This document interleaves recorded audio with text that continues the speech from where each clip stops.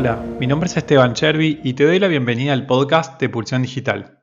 Creamos este podcast de emprendimientos y negocios digitales para que te conviertas en una mejor versión profesional de tú mismo o tú misma. Te invito a conocer los webinars y los cursos de marketing y la membresía Prime, que incluye un workshop semanal y acceso a una comunidad exclusiva en Slack. Si este episodio te ha gustado, no te olvides de compartirlo en redes sociales mencionando a @pulsión digital. Por último, si quieres crear tu sitio web en un web hosting internacional con soporte rápido y personalizado, te recomendamos aneolo.com. Te damos la bienvenida a Pulsión Digital. Hola Esther, bienvenida, ¿cómo estás? Hola Esteban, fenomenal. ¿Y tú cómo estás? Bien, muy bien, muchas gracias. Recién terminando de almorzar, estoy en Buenos Aires. ¿Vos en dónde estás? Yo estoy en España, estamos casi que ya preparando la cena. Estoy cerquita de Madrid, en la provincia de Toledo. Buenísimo, tuve el placer de conocer Toledo, muchísimo calor. Fui en verano, muchísimo calor, ¿no puede ser? Sí, y en invierno muchísimo frío. Son Ah, ok, perfecto. temperaturas un poquito extremas. Totalmente, no es para cualquiera. Genial, fantástico. Contanos un poco, Esther, ¿a qué te dedicas actualmente? Mira, pues actualmente me dedico al coaching y la formación, sobre todo dirigido al mundo de la empresa, a la gestión de equipos, motivación para equipos y ese tipo de cosas. Un poco tengo el alma partida, el corazón dividido entre el coaching puro, hacer sesiones de coaching puro con clientes uno a uno y luego también la formación para equipos, que es para mí también es apasionante y más o menos eso es lo que hago ahora mismo dentro de la empresa privada y Ujú. bueno, también trabajo en organismos públicos y semipúblicos. Clarísimo. Y aparte se pueden integrar, ¿no? Ambas disciplinas, digamos, se hacen las formaciones como el coaching, ¿no? Sí, para mí son complementarias. Hay veces que, bueno, pues una persona con unas sesiones de coaching puro, tal cual, tiene suficiente y equipos también. Sin embargo, yo hay veces que detecto que hay algunos equipos o algunas personas que necesitan adquirir algunas habilidades, entonces ahí es cuando entra en juego la formación que, pues, hay veces que necesitamos. Otra serie de conocimientos que ahora mismo no tenemos para conseguir otros resultados que ahora mismo no estamos obteniendo. Entonces ahí hacen un tándem perfecto el coaching y la formación para la adquisición de algunas habilidades, sobre todo dirigidas al liderazgo y a conseguir las metas, la motivación, la comunicación, etcétera. Interesante, creo que es algo que, digamos, ocurre en todos los equipos de trabajo, solamente que algunos lo gestionan y otros no lo gestionan, ¿no? Eso es, al final los equipos, pues al final es gestionar emociones. Quien sabe gestionar bien las emociones, pues tienen menos problemas de motivación, de comunicación, pero que hay equipos que no están bien formados todavía porque a lo mejor son muy maduros o porque no tienen los Ujú. recursos ni los conocimientos. Entonces, ahí hay tomate, ahí hace falta una intervención pues orientada a eso, a mejorar aquellas competencias que todavía están sin desarrollar, pero que se pueden entrenar. ¿Cómo fue tu trayectoria hasta hoy? Hay una frase clásica, ¿no? De Steve Jobs que dice que los puntos se hunden hacia atrás. Bueno, la realidad es que no descubrió nada porque siempre se hunden hacia atrás. Pero bueno, digamos, a veces la actividad que uno desarrolla hoy tiene mucho que ver con determinados puntos previos en su vida. ¿Cuáles han sido tus puntos previos, tu historia previa profesionalmente? Bueno, pues yo tengo una historia previa bastante particular. Por lo menos eso es lo que me dicen cuando la cuento. Yo me formé como terapeuta ocupacional. Estuve trabajando 5 años así en distintos, bueno, pues en la atención de la salud mental, geriatría, discapacidad física y psicológica y física. Pero durante esos 5 años dije, esto a mí no me gusta. Había algo dentro de mí como, esto, Esther, la vida no era esto lo que tú te esperabas, ¿no? Entonces empecé ahí en crisis vital. Dije, vale, ya no me gusta esto, voy a hacer otra cosa. Y decidí estudiar técnico en farmacia y encontré un trabajo en una farmacia y estuve 10 años trabajando en una farmacia. Y igual, pues llegué a la conclusión que aquello tampoco era, que otra vez me había vuelto a equivocar. Y claro, imagínate que van pasando los años y uno se va dando cuenta. Yo por lo menos sentía que se me estaban pasando los mejores años de mi vida en profesiones o en trabajos que no eran lo mío. Entonces, planes que yo me había hecho de jovencita, pues como que no se estaban cumpliendo, pero en realidad me pasaba porque no había descubierto todavía cuál era mi pasión. No había descubierto tampoco cuál era mi talento especial, ni mis dones, ni mis fortalezas. Iba un poco como por descarte, hasta que me encargué a mí misma la misión de encontrar cuál era mi pasión, a qué me tenía que dedicar yo, porque yo quería dedicar los mejores años, que yo creo que ahora estoy en esa edad, hacer algo que me apasionara, sobre todo teniendo en cuenta que nos pasamos trabajando muchas horas y hacer algo que no te gusta o que no va con tus valores o tal, pues me parecía tirar mi vida a la basura un poco. Parece que estoy exagerando, pero yo lo vivía así. Entonces, un Ujú. buen día, ya después de haber encargado a mi subconsciente que me dijera, oye, ¿cuál es mi misión? ¿Cuál es mi propósito? ¿Qué tengo que hacer? Pues un día me levanté de un salto de la cama y dije, ya sé lo que quiero. Yo quiero ser coach. Y a partir de ese día empecé a ver todo con más claridad. Sí que es cierto que luego tardé 2 años en decidir formarme, etcétera, y luego seguí tardando otros cuantos años más hasta que decidí lanzarme al mundo del coaching de lleno. Pero bueno, ya estoy ahí viviendo lo que hace unos años quería vivir, que era trabajar en algo que me apasiona y sentir que lo que hago tiene sentido para mí. Y esto me hace feliz. O sea, a mí ya me da igual estar trabajando que no. O sea, yo antes estaba deseando siempre que llegara el fin de semana, que llegaran las vacaciones. Ahora, lógicamente, también me gustan los fines de semana y las vacaciones, pero para mí el trabajo en sí mismo ya es satisfacción. Y esta es mi historia. Interesante porque yo te escuchaba y tengo algunos amigos que están en la misma situación, ¿no? Que de lo que estuviste contando, ¿no? Que desconocen realmente cuál es su talento, que van simplemente a trabajar, digamos, por cierta inercia, pero no les apasiona, tampoco saben en qué son buenos o en qué son buenas, desconocen sus talentos, ¿no? Ujú. No tiene mucho sentido lo que hacen. Y es tal cual lo que acabas de decir. Esperan al día viernes a la tarde para ser felices, ¿no? El Ujú. fin de semana es la felicidad total y el domingo a la noche, uff, es la tristeza, el dolor porque tienen que volver al trabajo, ¿no? Eso era mi vida antes. Sí, y ya no solamente que no Sí. que desconocemos nuestros talentos, también es que desconocemos el potencial que tenemos como seres humanos. Es decir, desconfiamos tanto de nosotros mismos que ni siquiera nos permitimos soñar y decir, ay, a mí me encantaría eso, porque en el mismo momento que lo piensas, hay otra voz que te dice, pero ¿dónde vas tú ya con la edad que tienes, con la formación que tú tienes, en el lugar donde vives, cómo vas a hacer tú esto ahora?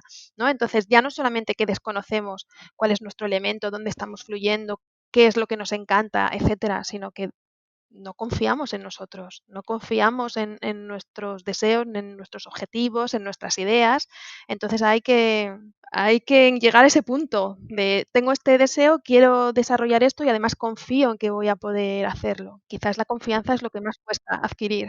Sí, sí, hacerse cargo del deseo, ¿no? Si uno realmente, primero preguntarse cuál es el propio deseo, ¿no? Que Eso es. muchas veces colisiona y choca con el mandato que a veces uno recibió de pequeño, ¿no? De la familia, que uno tiene que estudiar tal carrera, tal profesión, ir por lo seguro o ir por el camino que a uno le hayan marcado. Y de pronto uno más tarde, quizás a los 30 años, a los 40 o a los 50 o más adelante también, se da cuenta que qué es lo que uno desea, qué es lo que uno le gustaría hacer. Y bueno, otro concepto que señalaste me pareció brillante, que es lo que tiene que ver con la autoconfianza, ¿no? Digamos, Claro. hacerse cargo del deseo, confiar en uno mismo o en una misma y bueno, y avanzar, ¿no? Entonces, ahí te quería preguntar, digamos, ¿cuál es el momento para hacer el cambio? ¿No? Cuando uno se da cuenta realmente que lo que uno está haciendo no lo hace feliz, no le divierte, o es quizás, ¿cuándo? Porque si uno se pone a pensar, ¿no? Uno piensa demasiado y nunca cambia al final. Bueno, yo creo que el momento para hacer el cambio es cuando ya no soportas más la situación. Es decir, la incomodidad es lo que te lleva a cambiar. Cuando dices, esto ya no me Bien. gusta, esto ya no lo soporto más, esto no es lo que yo quería para mi vida, porque cuando todo va más o menos bien, pues como que te vas conformando, a no ser que seas una persona muy, muy ambiciosa y quieras mucha aventura en tu vida, etcétera. Pero yo creo que lo que más motiva el cambio, salir de la zona de confort, empezar a explorar otras cosas, en este caso otras posibilidades profesionales, es la incomodidad. Al final yo fui decidiendo por descarte, era esto no, esto tampoco. Y además cada vez que me equivocaba era como otra vez me he vuelto a equivocar, otra vez me he vuelto a equivocar. Y ahora que ya miro las cosas desde atrás y sí que es verdad que puedo unir los puntos, entiendo por qué la vida me ha llevado hasta aquí y por qué he tenido que ir pasando por esa serie de etapas. A veces digo, si yo me hubiera conocido más, si se hubiera potenciado más desde el cole, desde el instituto, la universidad, el autoconocimiento, el saber qué talentos tenemos, qué cosas nos gustan, descubrir lo que se llama el elemento, etcétera, pues quizás no hubiera dado tantos tumbos. Pero ahora mismo, pues entiendo que la vida me ha ido llevando por donde me ha ido llevando y que tomé las decisiones con la información que tenía en aquel momento.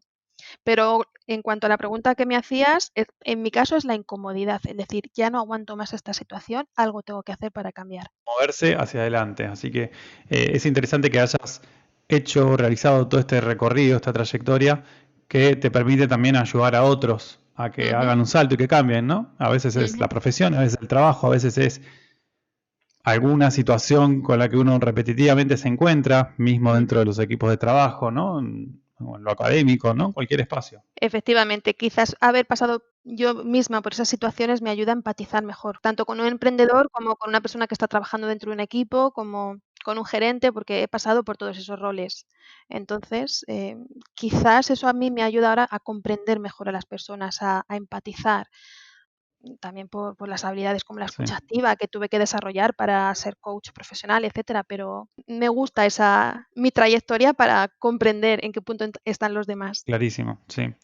Y hay, bueno, otra habilidad, ¿no? Que, bueno, me quería meter más adelante, pero la verdad es que estaba mirando tus redes sociales, me pareció súper interesante, bueno, un libro, ¿no? Que publicaste. ¿Cuándo lo publicaste? Pues lo publiqué en febrero de este año 2020, un año un poco especial para publicar nada, Bueno, pero está bien, pero tampoco lo sabía yo lo que iba a suceder en este año. bueno, Entonces, estuvimos mucho más tiempo en casa, más tiempo para leer el libro, mejor. bueno, no me dio tiempo casi ni a presentarlo, porque todas las presentaciones que tenía previstas eran presenciales, pero después vino el coronavirus así de sopetón y todo el mundo en casa y el libro está sin presentar, tal y como a mí me gusta, que es presencial. Lo tengo ahí, Claro. bueno, pues ya lo haremos, no pasa nada, esto ha venido ahora y habrá que asumirlo y Ujú. aceptarlo y bueno, pero ese libro lo publiqué en febrero, salió a la luz en febrero del 2020. Contanos el título y de qué se trata. El título es Habla en público y atrévete a brillar, claves para conseguirlo. Y bueno, pues es un entrenamiento en el que yo voy ayudando al lector a que descubra y se dé cuenta del potencial que tiene para hablar en público. ¿Por qué he escrito este libro? Porque yo misma, cuando pulí esa capacidad, cuando me deshice de la timidez, de la vergüenza, del miedo escénico, de los nervios y empecé a adquirir habilidades de comunicación para hablar en público, a mí se me abrieron las puertas de lo profesional, pero casi de par en par. Entonces, por un lado, porque me encanta hablar en público, creo que es algo que disfruto con ello. Por otro lado, porque he desarrollado un método que ayuda a la gente a romper, a vencer ese miedo escénico y convertirlo en confianza y a partir de ahí a comunicar con mayor eficacia. Y después porque creo que es un libro muy necesario. Es el libro que a mí me hubiera encantado leer cuando tuve que hacer mis primeras presentaciones en público, que no eran muchas porque las evitaba a toda costa porque me ponía muy nerviosa. Entonces es un libro que he escrito pues casi desde el corazón, como diciendo, es que este libro me hubiera Ujú. encantado leerlo a mí cuando yo tenía 23 años, 22 años y ¿quieres dar una conferencia? Y yo decía Sí. sí, y tan pronto decía sí, pensaba que me iba a dar un infarto. Entonces, ese es un libro muy necesario. Súper, sí, totalmente. Bueno, te iba a decir, a mí me hubiera gustado leerlo también cuando tenía 19, 20 años, que me acuerdo, mira, tengo el video en mi mente todavía de ese momento. Estaba en una escuela de negocios, en una competencia de proyectos de planes de negocios, y yo formaba parte de un equipo y bueno, presentábamos nuestro proyecto delante de un jurado y demás. Y estábamos en un auditorio que habría unas 200 personas y todos más grandes que yo, la gran mayoría, el 99% más grandes. Y me acuerdo que, bueno, teníamos literalmente 20 segundos para presentarnos, ¿no? Y cuando Ujú. me tocó hablar a mí, sentí un terror tan grande que obviamente algo dije, pero no me acuerdo cuando hablaba, yo no me podía escuchar a mí mismo, ¿no? Sí, Y realmente no fue en absoluto la mejor presentación de mí. Seguramente tenía muchísimas cosas mejores para decir en esos 20 segundos. Y fue, la verdad que fue un desastre. Me arrepentí. Después me maltraté a mí mismo, ¿no? claro. Diciendo cómo desaproveché esa oportunidad de quedar bien adelante de tanta gente. Por el terror que tuve en ese momento que ni siquiera me escuché. Y unos meses más adelante también tuve la oportunidad de dar una charla bueno, en un consejo de contables que había en Buenos Aires, muy importante, y también unas 300 personas invitados, impresionante, y tuve que dar una charla durante 20 minutos y un terror total, no podía mirar a la audiencia, a la gente, al público, y con esto cierro las tres anécdotas. Hablando con alguien muy importante, un empresario muy conocido aquí en Latinoamérica, dijo que para él la oratoria y la capacidad de hablar en público es una de las habilidades más importantes que existen. Y a partir de ese momento me entrené muchísimo y hoy amo y me encanta hablar en público, es algo que me Ujú. apasiona absolutamente. Entonces digo, qué bueno este libro, bueno, me interesa muchísimo. Contanos, digamos, qué hacer, o sea, ¿qué me hubieras dicho vos a mí hace unos 15 años atrás, un poquito más, 17 años atrás, ante este terror, ¿no? No podía hablar, no, o sea, hablaba, pero no sé ni lo que decía, no me escuchaba a mí mismo, tenía un miedo total ante la audiencia, me parece que es algo que le ocurre a muchas personas. ¿Qué me puedes decir? ¿Qué me hubieras dicho? Bueno, pues te hubiera dicho muchas cosas. Primero, que en cuanto te enteres que vas a tener que hacer una ponencia de 20 minutos, que te lo prepares con mucho tiempo de antelación. Eso es lo primero, porque a Ujú. mayor preparación, menos nervios, menos miedo escénico, Bien, eso es lo primero. Después, que te cuestionaras tu propia capacidad. Hay veces que pensamos que no estamos preparados, que se van a reír de nosotros, que vamos a quedar fatal y un montón de ideas que tenemos en la cabeza que ni siquiera nos damos cuenta, no nos las cuestionamos y dejamos que nuestra mente nos convenza de que no vamos a poder hacerlo bien. Después te hubiera dicho, Esteban, vente a hacer un entrenamiento conmigo, que te voy a ayudar a que brilles hablando en público y que la gente vea ujú, pues todo el conocimiento o la experiencia que tú tienes. Porque lo que pasa con el miedo escénico que es que al final parecemos que parece que no sabemos, parece que somos tontos, pero es el miedo escénico que nos bloquea a nivel psicológico, confundes las ideas, te quedas en blanco, te tiembla la voz, a nivel físico empiezas a sudar, te tiemblan las manos. Luego es imposible conectar con la gente, no puedes conectar visualmente con la gente de tal manera que estás perdiendo esa conexión fundamental para que la gente te escuche, te atienda, te recuerde. Entonces yo creo que en definitiva lo que te hubiera dicho Esteban es, vente conmigo que te voy a hacer un entrenamiento para que sí, brilles hablando en público. excelente. Y, digamos, ¿es muy distinto hablar en público presencialmente que a través, por ejemplo, de un Zoom, un Skype, o sea, digamos, haciendo videoconferencia? Bueno, es bastante parecido. Lo único que en videoconferencia pues solo se nos ve el torso y la cabeza. eh, O sea, eso sería lo ideal. Hay gente que lo que enfoca el techo. Entonces es importante también tener en cuenta la voz, el lenguaje corporal, los movimientos, los gestos, cómo estructuras el mensaje, cómo te comunicas, etcétera. Es tan importante en presencial como en Zoom. Lo único que en Zoom, por ejemplo, digo Zoom porque es el que yo utilizo ahora mismo, pero bueno, cualquier otra plataforma de reuniones virtuales, Claro. pues tienes que tener en cuenta que además es importante que se capte esa energía, porque es que no estamos en presencial, entonces quizás tienes que enfatizar un poquito más, pero es bastante parecido. Lo único que, bueno, pues tienes que dominar bien esa tecnología, tener en cuenta que se te vea bien, que se te escuche bien, porque si estás hablando y no se te oye, pues es como el que tiene una piscina y no tiene agua, pues no va a servir para nada lo que dices. Pero es bastante similar en cuanto a voz y lenguaje corporal. Sí, totalmente. De hecho, en alguna oportunidad me pasó que necesitaba él, bueno, no sé cómo lo llaman en España, bueno, el dispositivo para pasar los slides, ¿no? De las presentaciones. Sí, Eh, bueno, no sé, tampoco es en Argentina, como se dice en Latinoamérica tampoco, así que no importa, ese dispositivo ya todos entendemos de qué se trata. sí. Estaba en un lugar y no tenían uno, ¿no? Entonces, para pasar cada uno de los slides había que hacerle una seña a una persona y Uf, presionaba un botón ujú. en el ordenador, en la computadora, y ahí pasaba, ¿no? Entonces, fue genial porque alguien fue a su coche y trajo uno, entonces todos los que éramos disertantes ese día podíamos, estamos haciendo una ponencia, podíamos utilizarlo y fue clave, ¿no? Entonces pensaba en esto, en cómo uno tiene que prepararse, digamos, tecnológicamente, ¿no? Mm. Inclusive estando en casa, porque no todo es justamente, bueno, lo que vos estabas refiriendo, por supuesto, que es súper importante, ¿no? La postura, sonreír, mirar a la audiencia y demás, sino que también la luz, ¿no? Digamos, la tecnología, todo lo que tenemos a nuestro alrededor, tendríamos que prepararlo, que es lo que estabas mencionando antes de prepararse, ¿no? Claro, porque todo comunica. Si tú estás hablando de un ambiente donde está todo desordenado o pasa gente por detrás de ti, pues todo eso distrae y además no contribuye a generar una imagen positiva de ti mismo. Al final todo es comunicación. Además somos muy visuales. Todo lo que ellos vean y perciban, si estás en una habitación donde no se te ve la cara porque no tienes una buena iluminación, pues igualmente tampoco estás comunicando una imagen muy positiva. Entonces todo eso hay que tenerlo muy en cuenta. Y luego, pues eso sí, Ok. hay que ensayar muy bien, o sea, si no tenemos mucha experiencia, sobre todo, tenemos que ensayar, pues cómo se pasan las diapositivas. Entonces, yo me acuerdo mis primeras intervenciones, yo sentaba ya a mis hijos en el sofá y les decía: "Os voy a ensayar". digo, si vosotros me entendéis que sois pequeñitos, porque en aquel momento eran pequeñitos, será que me estoy Ujú. explicando bien. Entonces, ensayar, ensayar, ensayar, grabarte la voz, grabarte el cuerpo, mirar si esas emociones que están transmitiendo tu voz es justamente lo que tú quieres transmitir. O sea, que haya mucha coherencia entre lo que expresa tu voz, lo que expresa tu cuerpo y lo que tú estás intentando decir con palabras. Todo eso no lo puedes controlar bien si no lo ensayas, si no te preparas, si no te grabas. Entonces, es fundamental. Yo creo que una buena presentación nunca es improvisada, siempre está preparada. De hecho, una buena improvisación siempre hay que prepararla. Entonces, por eso, Sí. preparar, preparar, preparar, entrenar, ensayar y cuanto más mejor. Estoy de acuerdo totalmente.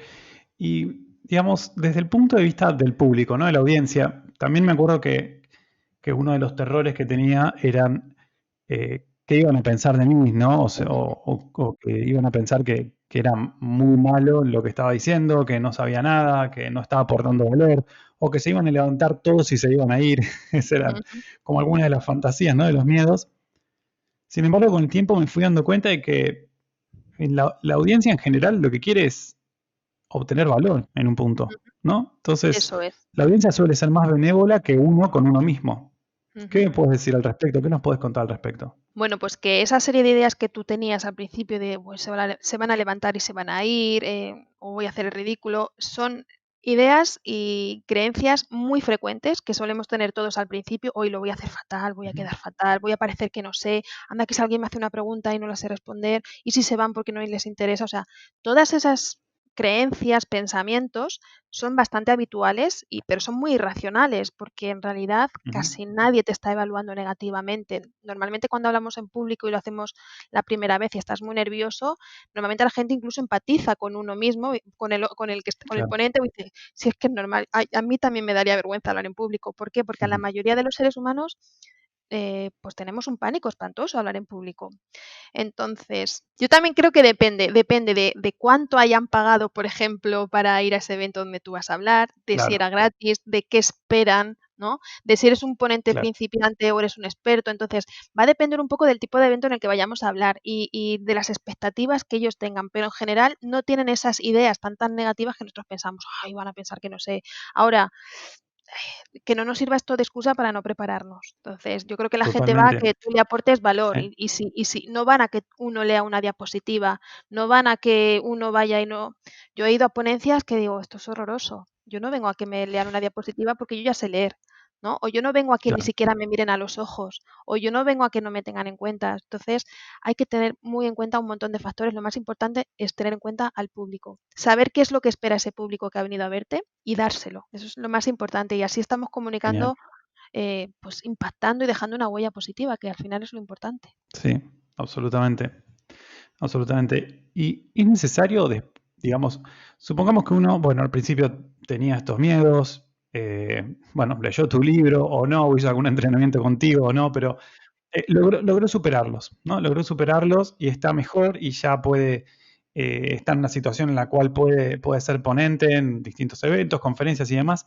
¿Es necesario continuar practicando o una vez que uno lo aprende, que es como andar en bicicleta, por ejemplo, o jugar al fútbol, uno ya lo tiene incorporado y no se lo olvida más? A ver, si lo hemos aprendido bien, si hemos hecho un buen entrenamiento y seguimos practicando, bueno, pues lo integras. Pero lo integras siempre y cuando lo conviertas en un hábito. O sea, si yo aprendo a hablar en público para Ujú. un evento determinado y luego en 3 años no vuelvo a hacer nada relacionado con hablar en público, pues lo voy a olvidar y me voy a empezar a sentir inseguro. Entonces, cada uno que decida si quiere ser, por ejemplo, un conductor que conduce de vez en cuando y lo hace así regular, o si quieres ser un conductor de Fórmula 1, pues va a depender de tus objetivos, de tus intereses, de Claro, lo que tú quieras conseguir. Entonces, si hemos hecho un buen entrenamiento y seguimos practicando, pues uno lo integra. Pero si has hecho un buen entrenamiento, pero luego no lo pones en práctica o lo haces una vez y ya te olvidas, pues eso lo vas a perder. totalmente.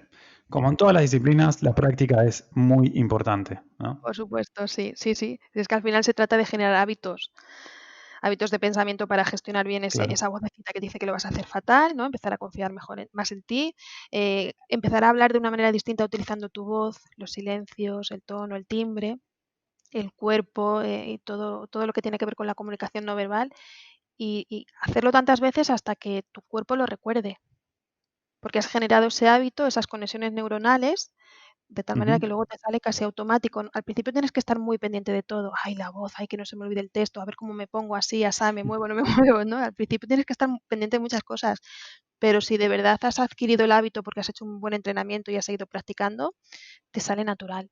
También te sale natural cuando has puesto todo, cuando lo más importante para ti es el público. Ujú. Cuando para ti lo más importante es el público y son tus verdaderas intenciones, que el público se lleve algo positivo, te sale todo natural, porque tú los miras, tú los involucras, le preguntas, o sea, y te preparas normalmente una ponencia para que ellos se lleven, pues eso, se vayan motivados, se vayan contentos, hagan algo con lo que tú has contado. Entonces, muchas veces con una buena intención de querer aportar valor al público, pues resuelven muchas cosas. Ahora, el que va y no tiene en cuenta al público, pues no lo va a hacer bien o no lo va a hacer tan bien Claro, como el que de verdad está interesado en que ese público se lleve algo de valor, aunque sea un estado emocional positivo. sí. O sea que el público tiene que estar antes que uno mismo o una misma, ¿no? Sí, de hecho, cuando vas a preparar una presentación, una ponencia, lo que sea, lo primero que te tienes que preguntar es ¿quién va a ser el público? ¿O quién va a ser mi Claro, interlocutor? Eso es lo primero. claro. Después, ¿cuál es el mensaje que yo quiero transmitir? Y tener claridad con Ujú. respecto a eso. Del 10% que van a recordar, el que esté atento, ¿qué es eso que quiero que recuerden? Tener tú muy clara la idea principal que quieres transmitir, tu mensaje. Y después, ¿cuál es tu objetivo con esa comunicación? Quiero que me conozcan, quiero que motivarlos, quiero que me compren, quiero que me den lo que sea. O sea, tener muy claro esos tres aspectos. ¿Quién va a ser mi público y también qué nivel de comprensión tienen? Y adaptar muy, muy bien mi lenguaje a ese público. También qué les interesa a ellos, a qué vienen, qué problema tienen o qué quieren solucionar o qué quieren aprender. Eso es muy importante. Y en base a eso, organizar toda tu ponencia. Después ya utilizaremos la estructura persuasiva, utilizaremos el storytelling, utilizaremos las preguntas poderosas, etcétera. Hay un montón de recursos que hacen que la ponencia sea pues de alto impacto, que la gente se vaya de allí y te recuerden a pesar de los años, pero todo en torno al Claro. público y tu objetivo y tu mensaje. Sí. Además, añadir también que hoy por hoy, gracias a que, bueno, muchísimas de las ponencias de las disertaciones se graban y se publican en Internet, pueden tener efectos nunca antes pensados, ¿no? Por ejemplo, hay un video muy particular que es de Simon Sinek, que habla sobre el por qué, digamos, por qué algunos líderes y por qué algunas marcas logran muchísimo mayor impacto que otras, ¿no? Entonces, bueno, pone el ejemplo de Apple. Y es un video que hace Simon Sinek en una conferencia de TEDx de un pueblo perdido en Estados Unidos como medio alejado, ¿no? Como que no era un TEDx súper masivo y que todo el mundo esperaría a cientos, o mejor dicho, a miles de personas, ¿no? Visualizándolo. Y él da una ponencia que es espectacular. O sea, todo lo que estuviste diciendo, Esther, él maneja los tonos de voz, los movimientos del cuerpo, los silencios, la mirada, lo hace de una forma absolutamente magistral, ¿no? Como si fuera un actor de Hollywood. Impresionante.